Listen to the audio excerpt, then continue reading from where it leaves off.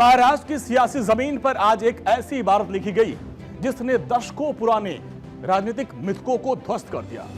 जिसे कभी केवल महानगरी चमक धमक और शहरों की पार्टी कहा जाता था, उस भारतीय जनता पार्टी ने आज सहस्त्राब्दी पहाड़ियों से लेकर मराठवाड़ा के सुदूर गांव तक अपनी सांगठनिक शक्ति का लोहा मनवाया है। और अब देखिए किस तरीके से आज महाराष्ट्र की सियासी फिजाओं में बीजेपी ने कमाल किया, वो आपको दिखाते हैं। बीजेपी का कमाल, महाराष्ट्र में ट्रिपल इंजन की सरकार। महाराष्ट्र की सियासी फिजाओं में आज ट्रिपल इंजन की सरकार का वो शोर गूंज रहा है जिसने विरोधियों की रणनीति को पूरी तरीके से ध्वस्त करके रख दिया। बीजेपी और उसकी सहयोगी पार्टी ने महाराष्ट्र के 29 में से 23 निकायों पर अपना परचम लहरा दिया है और यह साबित कर दिया कि जब केंद्र का विजन और राज्य का संकल्प और स्थानीय नेतृत्व का समन्वय मिलता है तो नतीजे ऐतिहासिक होते हैं। और इन निकाय में बीएमसी भी है। अब आपको विस्तार से बताते हैं कि किस तरीके से महाराष्ट्र निकाय चुनाव को लेकर जो विजय हुई है, बम्पर विजय आई, उसको लेकर प्रधानमंत्री नरेंद्र मोदी की भी प्रतिक्रिया सामने आई। पीएम मोदी ने सोशल मीडिया प्लेटफॉर्म एक्स पर लिखा और कार्यकर्ताओं को धन्यवाद दिया। और प्रधानमंत्री मोदी ने एक्स पर जो पोस्ट किया वो आपको दिखाते हैं। प्रधानमंत्री मोदी ने लिखा, धन्यवाद महाराष्ट्र राज्य के मेहनती लोगों ने एनडीए के जन समर्थक सुशासन के एजेंडे को अपना आशीर्वाद दिया। अलग अलग नगर निगम चुनाव के नतीजे बताते हैं कि महाराष्ट्र के लोगों के साथ एनडीए का रिश्ता और मजबूत हुआ है। हमारा ट्रैक रिकॉर्ड और विकास का विजन लोगों को पसंद आया। पूरे महाराष्ट्र के लोगों का मैं आभारी हूं और ये रोड प्रगति को गति देने और राज्य की शानदार संस्कृति का जश्न मनाने का है और महाराष्ट्र की जनता का उन्होंने धन्यवाद दिया है। तो प्रधानमंत्री मोदी के साथ साथ तमाम जो दिग्गज नेता हैं उन्होंने इस विजय को लेकर शानदार बधाई दी है। वैसे अगर नजर 29 निकाय चुनाव पर डालें तो सबसे ज्यादा फोकस बीएमसी पर था, क्योंकि बीएमसी को देश का सबसे अमीर नगर निगम कहा जाता है और इस नगर निगम का बजट दिल्ली नगर निगम के बजट से करीब 4 गुना अधिक है। अब इसके बारे में भी आपको बताते हैं कि किस तरीके से बजट क्या है, फिर आपको समझ में आएगा। देखिए नगर निगम का जो बजट है, हम आपको जो जितने महानगर उनके बारे में बताते हैं। मुंबई में आप देखिए लगभग 44,427 करोड़ का बजट, 74,000 है। देखिए 74,427 करोड़ का बजट है और ये इसको कहा जाता है कि देश की सबसे अमीर नगर पालिका। इसके बाद दिल्ली का नंबर आता है जहां पर 17,002 करोड़ का बजट है और तीसरे स्थान पर है बेंगलुरु जहां पर 13,000 करोड़ का बजट है। और चेन्नई की बात कर लें 8,404 करोड़ का यहां पर बजट है और कोलकाता 5,639 करोड़ का बजट है। और आप देखिए किस तरीके से कोलकाता से 13 गुना ज्यादा है मुंबई का, चेन्नई से 8 गुना से अधिक बजट है मुंबई का, बेंगलुरु से लगभग 6 गुना अधिक बजट है बीएमसी का और दिल्ली से लगभग 4.5 गुना बजट अधिक है बीएमसी का। और इसलिए इसकी जो जंग है वो काफी महत्वपूर्ण हो जाती है और सभी पार्टियों ने अपनी पूरी ताकत झोंक दी थी। लेकिन बीएमसी पर भगवा लहराने के लिए बीजेपी काफी दिनों से लगी हुई थी। 2017 के चुनाव में बीजेपी दूसरे नंबर पर थी और इस बार बीजेपी ने ठाकरे ब्रदर्स को जोर का सेटबैक दिया और सहयोगी पार्टी एनसीपी के साथ बीएमसी पर कब्जा कर लिया। यह पहला मौका है जब बीएमसी में सत्ता परिवर्तन हुआ है लंबे अरसे के बाद और बीजेपी का मेयर होगा।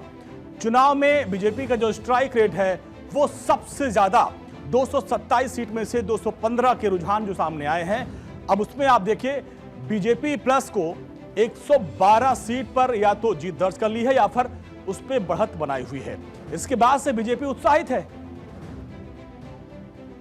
प्रधानमंत्री श्री नरेंद्र मोदी जी के नेतृत्व में जो अपार लोकप्रियता भारतीय जनता पार्टी को हासिल हुई है उसके ये व्यापक विस्तार का एक चरण है। मुंबई में हमारी ये शानदार जीत और नगर पालिकाओं में हमारी ये शानदार जीत दर्शाती है कि युवा पीढ़ी ने भी बड़े उत्साह के साथ भाजपा और महायुति का पुरजोर समर्थन किया है।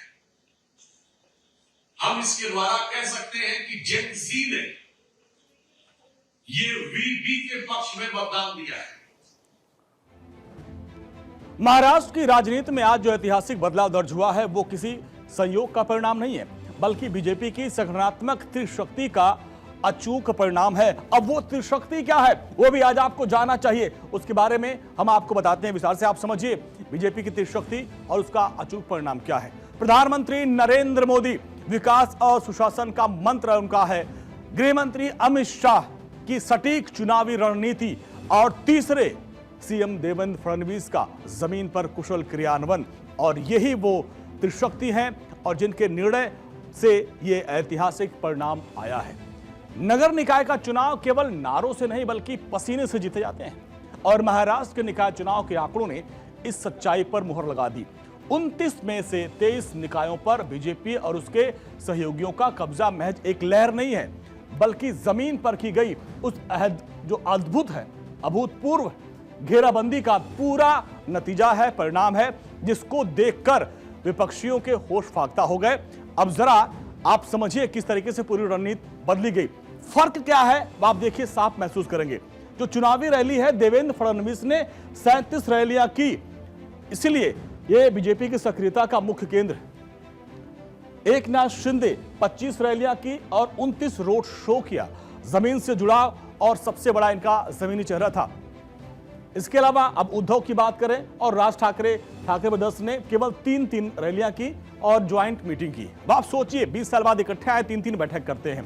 कांग्रेस की बात करें तो कांग्रेस के दिग्गज नेता रैलियों के मामले में शून्य रहे हैं।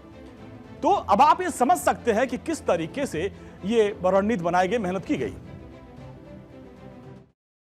उद्धव ठाकरे जी को अपना स्क्रिप्ट राइटर बदलना चाहिए, क्योंकि 2 घंटे में वो यही बोलते रहते हैं कि देखिए इंक, देखिए ईवीएम्स, देखिए इलेक्शन कमीशन, देखिए नोटों का दुरुपयोग। अरे कोई और बहाना निकालिए। ये समझ लीजिए कि हार जीत प्रजातंत्र में जनता तय करती है और जो जीता वही सिकंदर। और शायद ये संदेश है कि जो लोग ऑन ग्राउंड काम करते हैं तो उनको मौका मिलता है, जो लोग घर से काम करते हैं उनको stay at home, work from home का संदेश जनता ने दिया है। तो आप समझ लिए, डबल इंजन की सरकार ने ट्रिपल इंजन के लिए पूरी ताकत झोंक दी। जहां बीजेपी और महायुति के दिग्गज नेताओं ने राज्य के हर कोने में अपनी रैलियां की, रोड शो किया, जनता के बीच गए, चुनाव प्रचार किया और अपनी बातों को जनता के सामने रखा।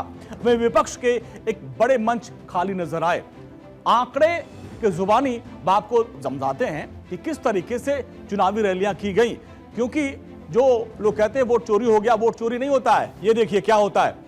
मुंबई में किस समुदाय में कितनी आबादी है और किस तरीके से इसको पकड़ने की रणनीति बनाई गई है, अब उसको आप समझिए। मराठी है 25 से 30%, राज ठाकरे और ठाकरे ब्रदर्स इसी पे फोकस थे। उत्तर भारतीय है 22 से 25%, इनको लात मारने की बात राज ठाकरे ने कही थी और उसका परिणाम आपने देखा। मुस्लिम है 20 से 21%, गुजराती मारवाड़ी 17%, दक्षिण भारतीय और अन्य है 11%। तो ये पूरा वोट बैंक है। ये आंकड़े आप समझ सकते हैं कि किस तरीके से पूरे महाराष्ट्र की सियासत है। और यहां तक पहुंचने के लिए बीजेपी और उनके साथियों ने अपनी पूरी ताकत लगा दी थी और पूरा समीकरण बांधा था। और चाणक्य कहे जाने वाले गृह मंत्री अमित शाह ने रणनीति बनाई और अपने कुशल रणनीति से और जमीनी पकड़ के चलते देवेंद्र फडणवीस और शिंदे ने उस लक्ष्य को प्राप्त किया, क्योंकि दोनों पार्टियों को सभी वर्गों का समर्थन मिला। और मुंबई में किस समुदाय की कितनी आबादी है वो आपने जाना और उस पर किस तरीके से रणनीति के तहत काम किया गया वो आपने देखा होगा। तो इस पूरे मामले में आपने आंकड़ों में देखा कि चाहे वो उद्धव ठाकरे और राज ठाकरे की बात हो या फिर कांग्रेस, इन लोगों ने चुनाव में रैलियां बहुत कम की हैं। अब बीएमसी चुनाव ठाकरे ब्रदर्स के लिए प्रतिष्ठा की लड़ाई माना जा रहा था, लेकिन वो इसमें फेल हो गए। कई मोर्चों पर चौंकाने वाले नतीजे सामने आए। इसमें नॉर्थ मुंबई की बात करें तो जिस इलाके में कई सालों तक उनका दबदबा था, वो भी ठाकरे ग्रुप से बीजेपी के खाते में चला गया, या यूं कहें कि बीजेपी ने उसको छीन लिया। नॉर्थ मुंबई वार्ड में 19 को ठाकरे का गढ़ माना जाता था। आप देखिए ये वार्ड नंबर जो 19 है वो ठाकरे का गढ़ था, लेकिन वो भी चला गया।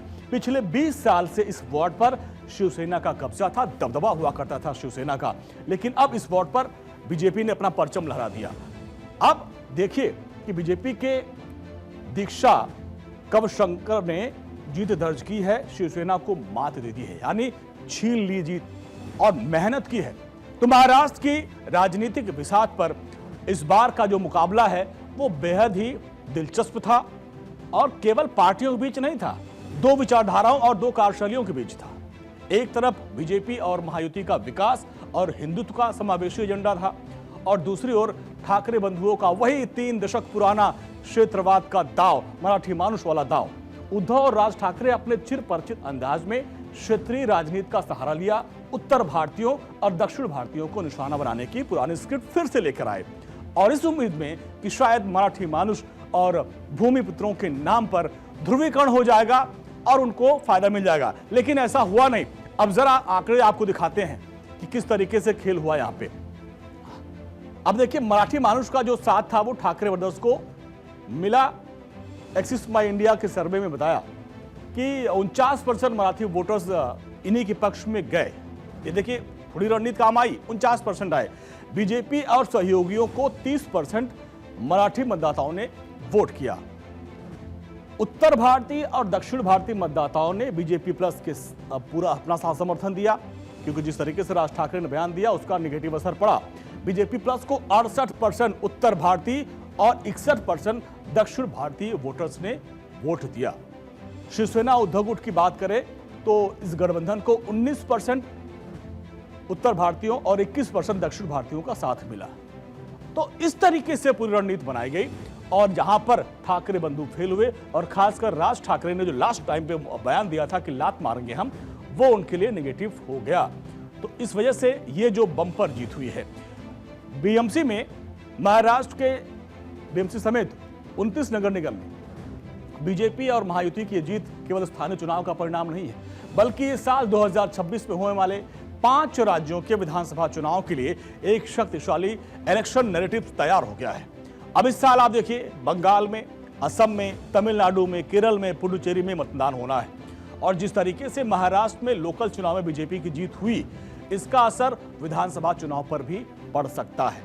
अब किस तरीके से असर पड़ेगा, जरा उसको आप समझिए कि इसका इंपैक्ट क्या होगा। ट्रिपल इंजन मॉडल की सफलता का संदेश जाएगा, विपक्षी एकता के आत्मविश्वास को यह चोट पहुंचा सकती है।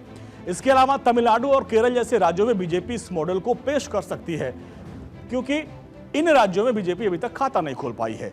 2026 में जिन राज्यों में चुनाव होने हैं वहां पर क्षेत्रीय दल बहुत ही मजबूत हैं, ऐसे में उनकी काट के लिए ये मॉडल पेश किया जाएगा।